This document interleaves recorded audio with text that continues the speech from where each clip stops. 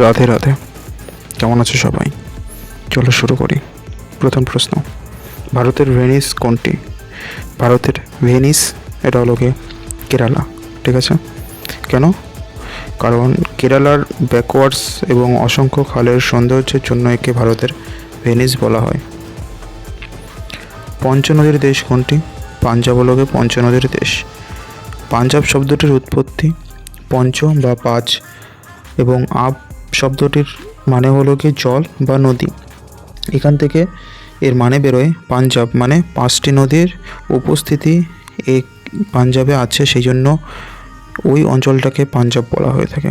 ঝিলাম, চেনাব, রাভি, বিয়াস, শতদ্রু এই পাঁচটি নদীর উপস্থিতির কারণে সে রাজ্যের নাম হলো গিয়ে পাঞ্জাব। ভারতের প্রবেশদ্বার কাকে বলে? ভারতের প্রবেশদ্বার মুম্বাইকে বলে ভারতের প্রবেশদ্বার। ঠিক আছে, বিবরণ: ঐতিহাসিক সমুদ্রপথ এবং বাণিজ্যিক গুরুত্বপূর্ণ অবস্থানের কারণে মুম্বাইকে গেটওয়ে অফ ইন্ডিয়া বা ভারতের প্রবেশদ্বার বলা হয়। ওকে, কোন রাজ্য ভারতের ভূস্বর্গ? ভারতের ভূস্বর্গ হলো গিয়ে কাশ্মীর। প্রাকৃতিক অপরূপ সৌন্দর্য ও পাহাড় উপত্যকার জন্য কাশ্মীরকে পৃথিবীর স্বর্গ বা ভারতের ভূস্বর্গ বলা হয়। কোন শহর ভারতের বিজ্ঞান নগরী?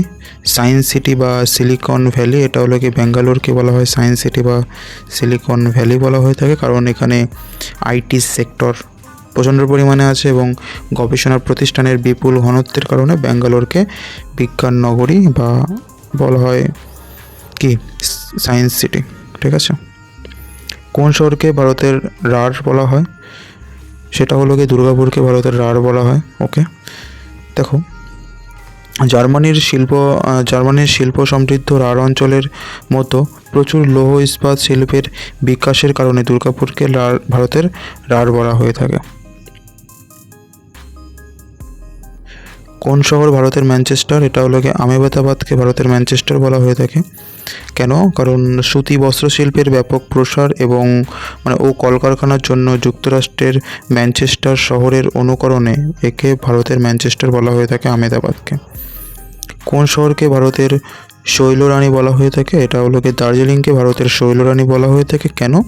কারণ মনোমুগ্ধকর পাহাড়, আবহাওয়া ও হিমালয়ের সুন্দর দৃশ্যের জন্য দার্জিলিংকে কুইন অফ দ্য হিল বা শৈলরানি বলা হয়ে থাকে। কুইন অফ দ্য হিল বলা হয়ে থাকে কারণ মনোমুগ্ধকর সুন্দর পাহাড় আছে সেই কারণে। কোন শহরকে গোলাপীনগর বলা হয়? গোলাপীনগর বলা হয় জয়পুরকে। জয়পুরকে গোলাপীনগর বলা হয়। কেন বলা হয়? 1876 খ্রিস্টাব্দ সালে প্রিন্স অফ ওয়েলসের আগমন উপলক্ষে পুরো শহরকে গোলাপি রঙে সাজানো হয়েছিল। সেই থেকে জয়পুরকে গোলাপী নগর বা পিঙ্ক সিটি বলা হয়ে থাকে জয়পুরকে। কোন কোন শহরকে ভারতের মন্দির নগরী বলা হয়ে থাকে? এটা হলো কি ভুবনেশ্বর এবং বারাণসী। এই দুটো শহরকে ভারতের মন্দির নগরী বলা হয়ে থাকে, কারণ প্রাচীনকাল থেকে প্রচুর ঐতিহাসিক মন্দির ও ধর্মীয় স্থান থাকার কারণে এই শহর দুটিকে মন্দির নগরী বলা হয়। কোন শহর বাংলার অক্সফোর্ড? কোন শহর বাংলার অক্সফোর্ড? এটা হলো গিয়ে নবদ্বীপ হলো গিয়ে বাংলার অক্সফোর্ড। ওকে, দেখো, মধ্যযুগে সংস্কৃত চর্চা, ন্যায়শাস্ত্র ও উচ্চশিক্ষা কেন্দ্র হিসাবে সুখ্যাত হওয়ায় নবদ্বীপকে বাংলার অক্সফোর্ড বলা হয়। ভারতের দীর্ঘতম রাস্তা কোনটা? ভারতের দীর্ঘতম যে রাস্তা সেটা হলো গিয়ে শ্রীনগর থেকে কন্যাকুমারী। এটা হলো গিয়ে ভারতের দীর্ঘতম রাস্তা। ন্যাশনাল হাইওয়ে NH 44 এটা হলো গিয়ে ভারতের দীর্ঘতম রাস্তা। ওকে, উত্তর ভারতের শ্রীনগর থেকে দক্ষিণ ভারতের কন্যাকুমারী পর্যন্ত NH 44 হলো ভারতের দীর্ঘতম জাতীয় সড়ক। ভারতের দীর্ঘতম গিরিপথ কোনটি? ভারতের দীর্ঘতম যেই গিরিপথ সেটা হলো গিয়ে খাইবার গিরিপথ।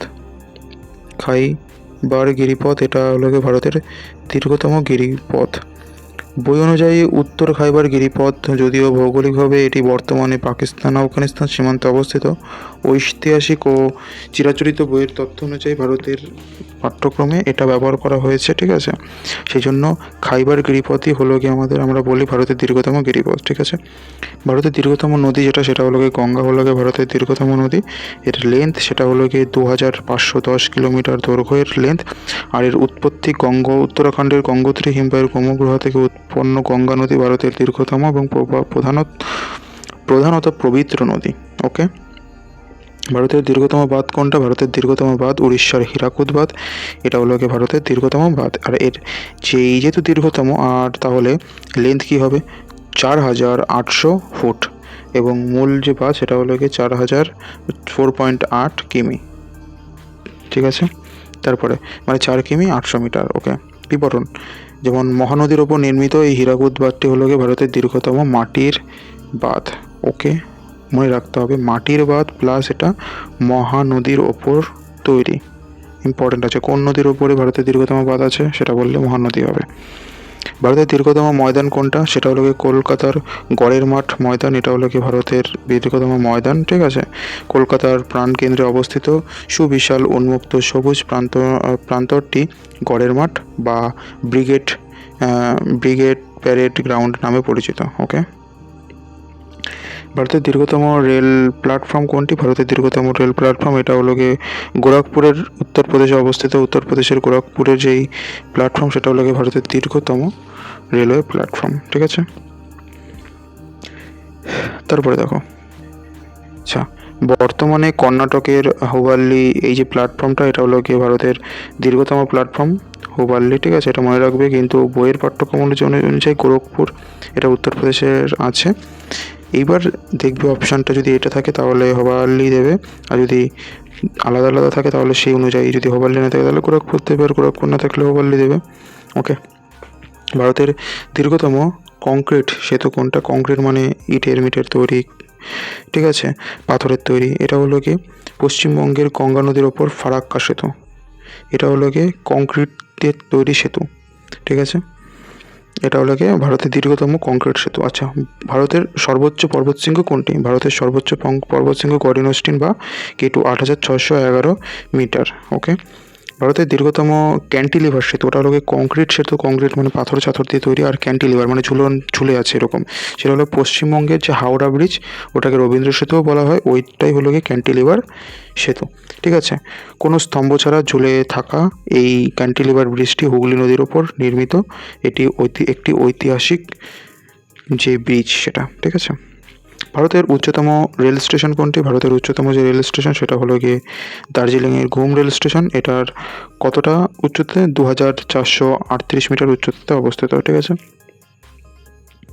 2,438। ভারতের উচ্চতম মূর্তি কোনটা? ভারতের উচ্চতম যে মূর্তি সেটা হলো গিয়ে কর্ণাটকের গোমতেশ্বরী মূর্তি। কর্ণাটকের গোমতেশ্বরের মূর্তি, এটা হলো গিয়ে 56 ফুটের মূর্তি, ভারতের উচ্চতম মূর্তি। ঠিক আছে, তাহলে ভারতের উচ্চতম মূর্তি কর্ণাটকের গোমতেশ্বরের মূর্তি। ঠিক আছে, এটা পড়বে। তারপরে ভারতের বৃহত্তম আন্তর্জাতিক বিমানবন্দর কোনটা? এটা হলো গিয়ে মুম্বাইয়ের সান্তা ক্রুজ বিমানবন্দর। এটা হলো গিয়ে ভারতের আন্তর্জাতিক বৃহত্তম বিমানবন্দর। বইয়ের যে তথ্য অনুযায়ী সেটা হলো গিয়ে মুম্বাইয়ের সান্তা ক্রুজ বা ছত্রপতি শিবাজী মহারাজ এই আন্তর্জাতিক বিমানবন্দরটাই হলো গিয়ে ভারতের বৃহত্তম আন্তর্জাতিক বিমানবন্দর। ঠিক আছে, ভারতের উচ্চতম বাঁধ কোনটা? ভারতের উচ্চতম বাঁধ সেটা হলো গিয়ে পাঞ্জাবের বাকরা নাঙ্গাল বাঁধ। এটা হলো গিয়ে 740 ফুট উঁচুতে অবস্থিত। আচ্ছা, এটা মনে রাখতে হবে যে এই যে বাঁধটা আছে সতলুজ বা শতদ্রু নদীর ওপর নির্মিত ভাকরা নাঙ্গাল ভারতের অন্যতম উচ্চতম কংক্রিট বাঁধ, কংক্রিট গ্র্যাভিটি বাঁধ। ঠিক আছে, অতএব মনে রাখতে হবে কংক্রিট গ্র্যাভিটি বাঁধ এটা হলো গিয়ে ভাকরা নাঙ্গাল ভারতের অন্যতম উচ্চতম বাঁধ। আর এটা কোন নদীর ওপর? শতদ্রু নদী বা সতলুজ নদীর ওপরে এই এই যে এই বাঁধটা আছে। ঠিক আছে, তারপরে ভারতের উচ্চতম স্তূপ কোনটি? এটা ভারতের উচ্চতম মধ্যপ্রদেশের সাঁচি স্তূপ। এটা হলো ভারতের উচ্চতম স্তূপ। সম্রাট অশোক কৃতিত্ব নির্মিত সাঁচি স্তূপ ভারতের প্রাচীনতম এবং সবচেয়ে বিখ্যাত বৌদ্ধ স্থাপত্যগুলির একটি। ঠিক আছে, আচ্ছা, আজকের জন্য তাহলে এটুকু থাক। সবাই ভালো থাকবে, সুস্থ থাকবে, হাসি খুশি থাকবে। জয় হিন্দ, বন্দে মাতরম, টাটা।